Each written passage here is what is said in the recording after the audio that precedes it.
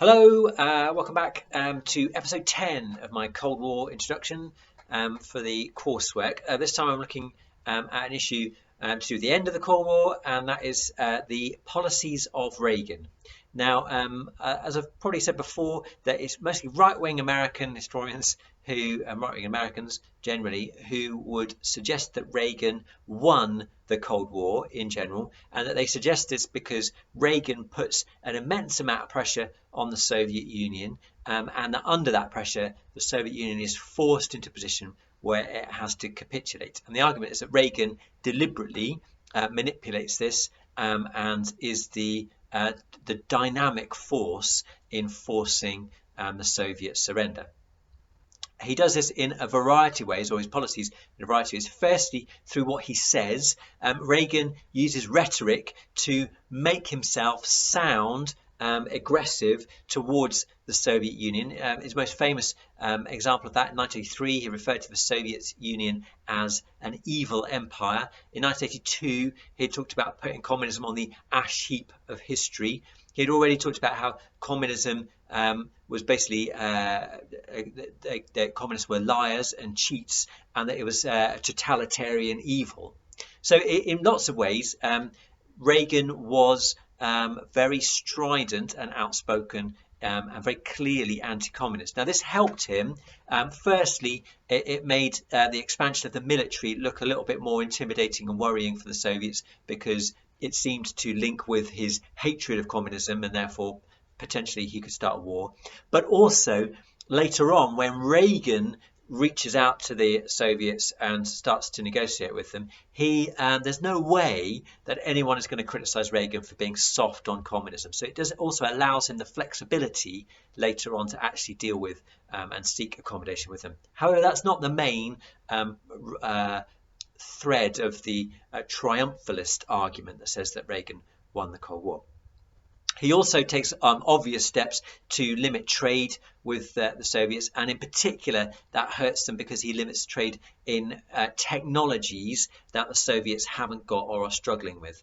A great example of that is that he limits them to do with oil and gas exploration, which are two raw materials that the Soviets are really starting to produce a lot more of and are trying to make money out of. Now, unfortunately, also in the 1980s, the price of that drops away. But nevertheless, this is an area where the Soviets feel like they could have an economic lifeline, and Reagan tries to restrict that. Thirdly, and most famously, Reagan increases spending massively on military hardware. He increases the defense budget by 53%. In 1981. There are various figures around actually for his increases in defence spending, and I think probably just go with one that you find convincing and helpful, perhaps quoting it if you think it's a controversial figure. In doing that, he starts to spend money again on technological, high technology projects such as the stealth bomber, the neutron bomb, and the Peacekeeper missiles, the Trident submarine, all military hardware that has the ability to strike without warning, or at least strike in a quicker and more efficient and effective way. They were trying to make their land-based nuclear missiles more mobile. Of course, the Trident submarine, you don't know where the submarine is. The stealth bomber can avoid radar. So in all these ways, they were ramping up the threat level to the Soviet Union, and that kind of peaks, I guess, in 1983 with the announcement of the Strategic Defense Initiative. This is the idea of attaching lasers to satellites in space to shoot down incoming nuclear missiles. The idea of this was that it would protect America from a nuclear attack from the Soviet Union or from anywhere else.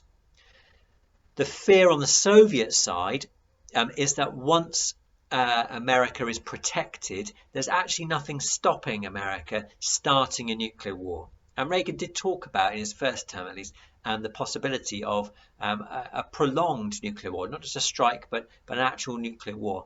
And so the Soviets were worried, both because there was no way they could contemplate engaging in something like the Strategic Defense Initiative, but also because it signaled that Reagan was thinking about potentially striking against them.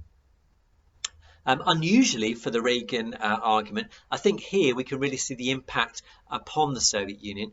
Certainly in 1986, and I think in 1985 as well, when Gorbachev meets with Reagan, he asks him to stop the Strategic Defense Initiative.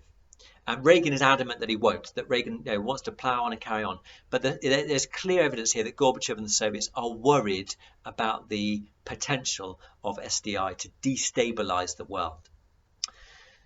And the final way in which Reagan tries to put pressure on the Soviets is through what's called the Reagan Doctrine. Now, the Reagan Doctrine is the principle that Reagan lays out that he will help anyone, anywhere who are fighting against the communists. Now, this leads to some pretty controversial decisions to back regimes or back groups that are fighting against elected governments, against legitimate governments, or in favor of some pretty hard right-wing regimes, such as in the Philippines, where America had a traditional presence, and the regime was pretty unsavory. In Nicaragua and El Salvador, in Central America, Reagan gets involved with sponsoring rebels against elected governments. Massively controversial in Nicaragua. He gets in big trouble there in particular. And in Grenada, the Caribbean islands, which is pronounced very similarly to the Spanish city, they actually invade Grenada in 1983. US Marines are sent in to depose a legitimately elected socialist, communist, Marxist leader who appears to be perhaps threatening, or that's the justification, that they're threatening US citizens on the island. This is particularly controversial because it's actually a British territory, and neither the Queen nor the Prime Minister Margaret Thatcher were alerted to the American action beforehand, and they're both very cross about it. Nevertheless, in all these places, Reagan is seeking to make it very clear that he will stick up for anyone against a communist or communist appearing regime. That is true to the Power of 10 in Afghanistan, where the Soviets actually are fighting initially to help out a communist regime, and then in the longer term really just fighting against Islamists. They're very worried, A, about the collapse of communism in Afghanistan, but B, and probably more importantly I think, about the rise of Islamism on their border, and that it would affect the mostly Muslim territories that bordered that part of the Soviet Union, that bordered Afghanistan. So the Americans sponsor the Mujahideen, who later on, of course, famously become the Taliban. Osama bin Laden's one of them. It's a bit of a mistake in the longer term. In the short term, their policy, if you watch the Cold War video, it says it was to make the Soviets bleed for as long and as much as possible. Their policy is just to get the Soviets bogged down in Afghanistan, fighting an enemy that they can't find, they can't see, and that ultimately they can't beat. This is very, very successful. It's not just the Americans that do this, and it's not just because the Americans do this that the Mujahideen are successful, but nevertheless, the Reagan Doctrine does work here. And if you watch the program, which is quite disturbing in places, you'll see the impact upon the Soviet citizens and upon the morale of the Soviet people is impacted too. And eventually the Soviets really do have to pull out of Afghanistan in a way that really is quite humiliating for them. So the argument then overall is that Reagan puts massive pressure upon the Soviets. There are two problems with this argument, I would suggest. The first one is that there was already massive economic problems for the Soviet Union already existing. And so you need to juggle the fact that there's this economic issue. Does Reagan just merely add an extra layer to this, but there was already an inevitability about the Soviet collapse? Or is Reagan's pressure the straw that breaks the camel's back? Do you judge that the Soviets could have coped with their own economic issues if there hadn't been these concurrent issues that Reagan had put upon them as well? You can see this either way, and there's not really a right answer to this, but you need to be clear about which it is that you're arguing, because you can't have it both ways, and there's a logic to either argument that needs to be spelled out.